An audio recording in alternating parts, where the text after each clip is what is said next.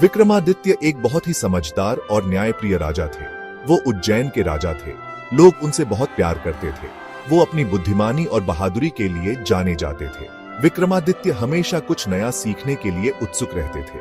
उन्हें कहानियां बहुत पसंद थीं और पहेलियां तो और भी ज्यादा। एक दिन एक ज्ञानी ऋषि ने उन्हें एक जादुई सिंहासन उपहार में दिया। ये कोई साधारण सिंहासन नहीं था, ये एक देवता का सिंहासन था। ऐसा कहा जाता था कि यह सिंहासन जिसके पास होगा उसे अपार बुद्धि और शक्ति मिलेगी। लेकिन इस सिंहासन के साथ एक शर्त भी थी। इस सिंहासन में एक आत्मा रहती थी। इस आत्मा का नाम बेताल था। बेताल बहुत शरारती था। उसे लोगों की बुद्धि की परीक्षा लेना बहुत पसंद था। बेताल ने विक्रमादित्य को चुनौती दी। वो राजा को एक पहेली सुनाता। विक्रमादित्य को उस पहेली को सुलझाना होता था। अगर वो पहेली नहीं सुलझा पाते तो उन्हें बेताल को वापस सिंहासन पर लाना होता था।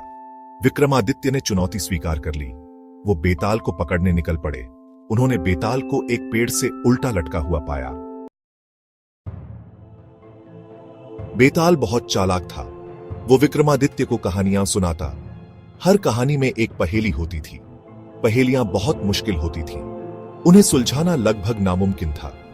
एक पहेली एक राजकुमारी के बारे में थी। उसे अपना पति चुनना था, लेकिन हर राजकुमार के पास एक राज था। एक और पहेली एक चोर के बारे में थी। चोर एक महल में फंस गया था। उसे बाहर निकलने का रास्ता ढूंढना था। विक्रमादित्य ध्यान से सुनते थे।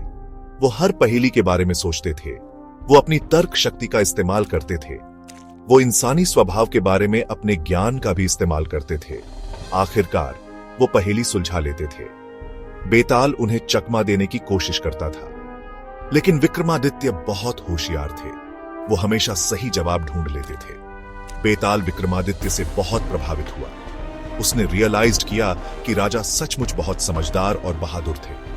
बेताल ने हार मान ली। उसने विक्रमादित्य को उसे वापस सिंहासन पर ले जाने दिया। विक्रमादित्य ने खुद को योग्य साबित कर दिया था। उन्होंने सिंहासन की बुद्धि और शक्ति प्राप्त कर ली थी। कहानी की सीख ये है कि बुद्धि और साहस बहुत जरूरी है। ये हमें किसी भी चुनौती से पार पाने में मदद कर सकते हैं।